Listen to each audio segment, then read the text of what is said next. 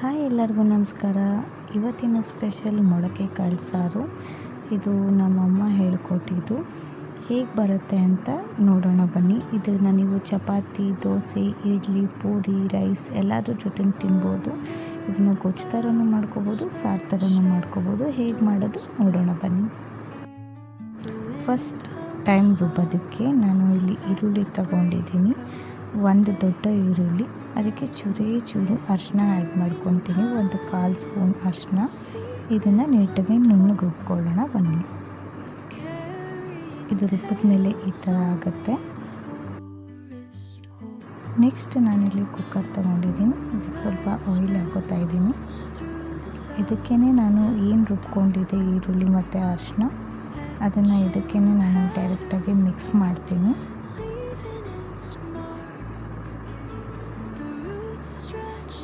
ಈ ಥರ ಇದು ಏನಿದೆ ಕಂಪ್ಲೀಟಾಗಿ ಅಷ್ಟೂ ಜಾರಲ್ಲಿ ಇದ್ದಿದ್ದು ಅಷ್ಟೂ ಸೇರಿಸಿ ಹಾಕೋತಾ ಇದ್ದೀನಿ. ಒಂದು ಸ್ವಲ್ಪ ಇದನ್ನು ಹಾಗೆ ಹಸಿ ವಾಸನೆ ಹೋಗೋವರೆಗೂ ಅದೇ ಹಾಗೆಯೇ ಕುಕ್ಕರಲ್ಲೇ ಕುದಿಸ್ಕೊತೀನಿ. ಒಂದು 2 ಮಿನಿಟ್ಸ್ ಬಿಟ್ಟರೆ ಅದು ಹಸಿ ವಾಸನೆ ಎಲ್ಲ ಹೋಗುತ್ತೆ. ಆಮೇಲೆ ಇದಕ್ಕೇ ನಾನು ತೊಳೆದಿಟ್ಕೊಂಡಿರೋ ಮೊಳಕೆ ಕಾಳುಗಳೇನಿತ್ತು ಅದನ್ನು ಹಾಕೋತಾ ಇದ್ದೀನಿ. ನಾನು ಫಸ್ಟೇ ಇದನ್ನು 2 to 3 ಟೈಮ್ಸ್ ವಾಶ್ ಮಾಡಿದ್ದೆ. ನಾನು ಇದನ್ನು ಅಂಗಡಿಯಿಂದ ತರಿಸ್ಕೊಂಡಿದ್ದೆ ಕಾಳು. ಇದನ್ನು ನೀಟಾಗಿ ವಾಶ್ ಮಾಡಿ ಇಟ್ಕೊಂಡಿದ್ದೆ. ಇದನ್ನು ಇವಾಗ ಇದರಲ್ಲಿ ಮಿಕ್ಸ್ ಮಾಡ್ತೀನಿ. ಇದನ್ನು ಹಾಕ್ಬಿಟ್ಟು ನೋಡಿ, ಈ ಥರ ಫುಲ್ ನೀಟಾಗಿ ಅದು ಈರುಳ್ಳಿ ಅರಿಶಿನ ಏನಿದೆ ಫುಲ್ಲು ಈ ಕಾಳುಗಳಿಗೆ ಮಿಕ್ಸ್ ಆಗೋ ಥರ ನೀಟಾಗಿ ಮಿಕ್ಸ್ ಮಾಡ್ತಾಯಿದ್ದೀನಿ. ಇದನ್ನೀಗೆ ಒಂದು 2 ಮಿನಿಟ್ಸ್ ಬಿಟ್ಟು ಇದಕ್ಕೆ ನಾನು ಆಲೂಗಡ್ಡೆ ಮತ್ತು ಬದನೆಕಾಯಿನ ಕಟ್ ಮಾಡಿ ನೆನೆಸಿಟ್ಟಿದ್ದೆ. ಅದನ್ನು ಹಾಕೋತಾ ಇದ್ದೀನಿ. ನೀಟಾಗಿ ವಾಶ್ ಮಾಡಿಟ್ಟಿದ್ದೆ ಆಲೂಗಡ್ಡೆ ಮತ್ತು ಬದನೆಕಾಯಿನ. ನೀವು ದಪ್ಪ ಸೈಜ್ಗಾದರೆ ಮಾಡ್ಕೋಬೋದು, ಇಲ್ಲ ಉದ್ದುತ್ತ ನಿಮಗೆ ಯಾವ ಥರ ಕಂಫರ್ಟಬಲ್ ಇದೆ ಆ ಥರ ನೀಟಾಗಿ ಕಟ್ ಮಾಡಿಕೊಂಡು ಈ ಥರ ಹಾಕೋತಾ ಇದ್ದೀನಿ ಎಲ್ಲದನ್ನು. ಇದನ್ನು ಕೂಡ ನೀಟಾಗಿ ಮಿಕ್ಸ್ ಮಾಡ್ಕೊತೀನಿ. ಇವಾಗ ಫುಲ್ಲು ಎಲ್ಲದನ್ನು ಹಿಡಿಯುತ್ತೆ. ನೀಟಾಗಿ ಕಂಪ್ಲೀಟಾಗಿ ಮಿಕ್ಸ್ ಮಾಡಿದ್ರೆ ಅರಿಶಿನ ಈರುಳ್ಳಿಯಿಂದ ಕಂಪ್ಲೀಟಾಗಿ ಆಗೋ ಥರ.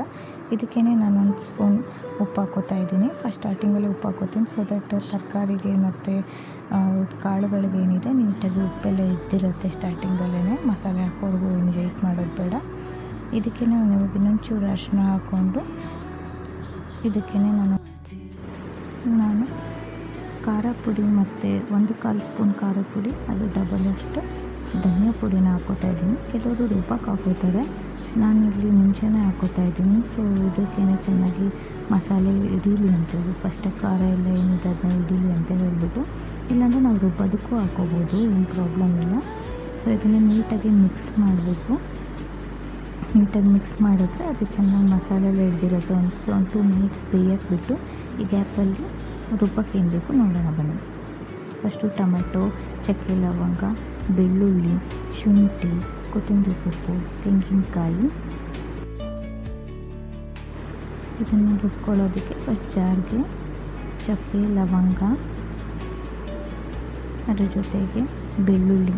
ನಾನು ಬೆಳ್ಳುಳ್ಳಿ ಮತ್ತು ಶುಂಠಿನ ಮಸಾಲೆ ಸಾರಿಗೆ ಜಾಸ್ತಿ ಹಾಕ್ತೀನಿ, ಬೆಳ್ಳುಳ್ಳಿ ಜಾಸ್ತಿ ಹಾಕ್ತೀನಿ ಮೇನಾಗಿ. ಅದು ಹಾಕ್ಕೊಂಡಿದ್ದೀನಿ. ಇಲ್ಲಿ ನಾನು ಕಾಯಿ ಜಾಸ್ತಿ ಹಾಕಿಲ್ಲ, ಸ್ವಲ್ಪನೇ ಹಾಕೋತಾ ಇದ್ದೀನಿ. ತುರಿದಾದ್ರೂ ಹಾಕ್ಬೋದು, ಈ ಥರ ಉದ್ದುದ್ದ ಕಟ್ ಮಾಡಿ ಆದರೂ ಹಾಕ್ಬೋದು. ಇದಕ್ಕೆ ಟೊಮೆಟೊ ಚಿಕ್ಕದಿದ್ದರೆ 1 ಪೂರ್ತಿ ಹಾಕಿ, ದೊಡ್ಡದಿದ್ದರೆ 1 ಅರ್ಧ ಹಾಕಿ.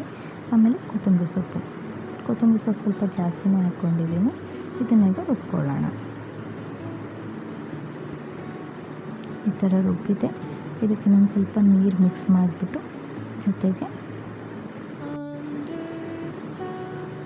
ಕಡಲೆ ಪಪ್ಪನ್ನು ಸ್ವಲ್ಪ ಹಾಕೋತಾ ಇದ್ದೀನಿ. ಗಸಗಸೆ ಇದ್ದರೆ ಗಸಗಸೆನ ಹಾಕೋಬೋದು, ಟೇಸ್ಟ್ ತುಂಬ ಚೆನ್ನಾಗಿ ಬರುತ್ತೆ.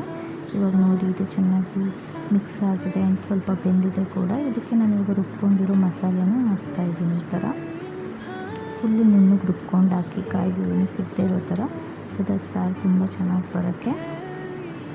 ಕೆಲವರು ಇದಕ್ಕೆ ಹಸಿಮೆಣ್ಸಿನ್ಕಾಯಿ ಹಾಕೋತಾರೆ. ನಾನು ಫಸ್ಟೇ ಖಾರ ಪುಡಿ ಮತ್ತು ಧನಿಯಾ ಪುಡಿ ಹಾಕಿರೋದ್ರಿಂದ ನಾನು ಹಸಿಮೆಣ್ಸಿನ್ಕಾಯಿನ ಯೂಸ್ ಮಾಡ್ತಾಯಿಲ್ಲ. ಸೊ ಈ ಥರ ನೀಟಾಗಿ ಮಿಕ್ಸ್ ಮಾಡ್ಕೋಬೋದು. ಬೇಕಾದರೆ ನೀವು ಇದನ್ನ ಗೊಜ್ಜು ಥರ ಇಷ್ಟೇ ನೀರಲ್ಲಿ ಹಾಕೋಬೋದು. ನಾನು ಸಾರು ಥರ ಮಾಡ್ತಿರೋದು, ಅನ್ನಕ್ಕೂ ಆಗೋ ಥರ. ಗೊಜ್ಜು ಥರ ಮಾಡಿಕೊಂಡ್ರೆ ನೀವು ಚಪಾತಿಗೆ, ದೋಸೆಗೆ ಇಡ್ಲಿಗೆ ಎಲ್ಲದಕ್ಕೂ ಮ್ಯಾಚ್ ಆಗುತ್ತೆ. ರೊಟ್ಟಿ ಏನಾದರೂ ಮಾಡಿಕೊಂಡ್ರೆ ನಾನಿಲ್ಲಿ ಅನ್ನ ಸಾರಿಗೂ ಆಗೋ ಥರ ಮಾಡ್ತಾ ಇರೋದು ನೈಟ್ ಊಟದಕ್ಕೆ. ಅದಕ್ಕೋಸ್ಕರ ಸಾರು ಥರ ಮಾಡ್ತಾಯಿದ್ದೀನಿ. ಇದು ಈ ಥರ ಎಲ್ಲ ಆದಮೇಲೆ ಉಪ್ಪು ಚೆಕ್ ಮಾಡಿ ಎಷ್ಟು ಬೇಕು, ಕರೆಕ್ಟಾಗಿದೆಯೋ ಉಪ್ಪು ಖಾರ ಎಲ್ಲ ಕರೆಕ್ಟಾಗಿ ಚೆಕ್ ಮಾಡಿ. ನಾನಿಲ್ಲಿ ನಾನು ಸ್ವಲ್ಪ ಉಪ್ಪು ಹಾಕ್ಕೋತಾ ಇದ್ದೀನಿ. ಸೊ ಸ್ವಲ್ಪ ಕಮ್ಮಿ ಆಗಿದೆ, ಅದಕ್ಕೋಸ್ಕರ ನೀಟಾಗಿ ಇದನ್ನು ಮಿಕ್ಸ್ ಮಾಡಿಬಿಟ್ಟು ಹಾಗೆ ಇದನ್ನು 2 ಕೂಗಿಸ್ತೀನಿ. ನಮ್ಮ ಕುಕ್ಕರಲ್ಲಿ ನಾನು 2 ಕೂಗಿಸ್ತೀನಿ. ನಿಮ್ಮದು ಕಂಫರ್ಟಬಲ್, ನಿಮ್ಮ ಕುಕ್ಕರಲ್ಲಿ ಯಾವ ಥರ ಬರುತ್ತೆ ಆ ಥರ ನೋಡ್ಕೊಂಡು 2 ಕೂಗಿಸ್ಕೊಳ್ಳಿ. 2 ಇಲ್ಲ 1 ಇಲ್ಲ 3 ತರಕಾರಿ ಎಲ್ಲ ಚೆನ್ನಾಗಿ ಬೇಯಬೇಕು. ನಾನಿಲ್ಲಿ 2 ಕೂಗಿಸಿದ್ದೀನಿ. ನೋಡೋಣ ಬನ್ನಿ ಇವಾಗ ಹೇಗಾಗಿದೆ ಅಂತ ಹೇಳ್ಬಿಟ್ಟು. ನೀಟಾಗಿ ವಿಜಿಲ್ ಇಳಿದ ಮೇಲೆ ಇದನ್ನು ತೆಗಿತಾ ಇದ್ದೀನಿ. ನೋಡಿ ಈ ಥರ ನೀಟಾಗಿ ಕುಕ್ ಆಗಿರುತ್ತೆ. ತರಕಾರಿನೂ ಚೆನ್ನಾಗಿ ಬೆಂದಿರುತ್ತೆ, ಜೊತೆಯಲ್ಲಿ ಕಾಳು ಕೂಡ ನೀಟಾಗಿ ಬೆಂದಿರುತ್ತೆ.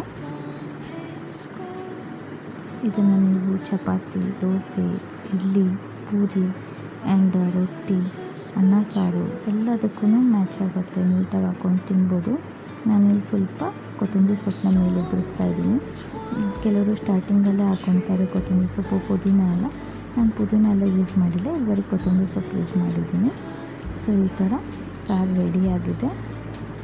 ನೋಡ್ತಾ ಇರ್ಬೋದು ಎಷ್ಟು ಚೆನ್ನಾಗಾಗಿದೆ ಅಂತ ಹೇಳ್ಬಿಟ್ಟು. ನಿಮಗೂ ಇದೇ ಥರದ್ದು ಇನ್ನೂ ಜಾಸ್ತಿ ರೆಸಿಪೀಸ್ ಬೇಕು, ಇಲ್ಲ ಡಿಫ್ರೆಂಟಾಗಿ ಬರೋದು ಕುಕ್ಕಿಂಗ್ ರೆಸಿಪೀಸ್ ಬೇಕು, ಈಸಿಯಾಗಿ ಮಾಡೋವಂಥ ರೆಸಿಪೀಸ್ ಬೇಕು ಅಂತ ಹೇಳಿದ್ರೆ ನನ್ನ ಪೇಜ್ನ ಫಾಲೋ ಮಾಡಿ, ಶೇರ್ ಮಾಡಿ, ಸಬ್ಸ್ಕ್ರೈಬ್ ಮಾಡಿ, ಕಮೆಂಟ್ ಮಾಡಿ. ನೆಕ್ಸ್ಟ್ ಇನ್ನು ಯಾವ ಥರ ಕುಕ್ಕಿಂಗ್ ಬೇಕು ಅಂತ ಹೇಳಿಬಿಟ್ಟು ನನಗೆ ಕಮೆಂಟ್ಸ್ ಮಾಡಿದ್ರೆ ನಾನು ಅದೇ ವಿಡಿಯೋನ ಮಾಡಿ ನಿಮಗೆ ಶೇರ್ ಮಾಡ್ತೀನಿ. ಮುಂದಿನ ವಿಡಿಯೋದಲ್ಲಿ ಸಿಗೋಣ. ಅಲ್ಲಿವರೆಗೂ take care. Thank you for watching.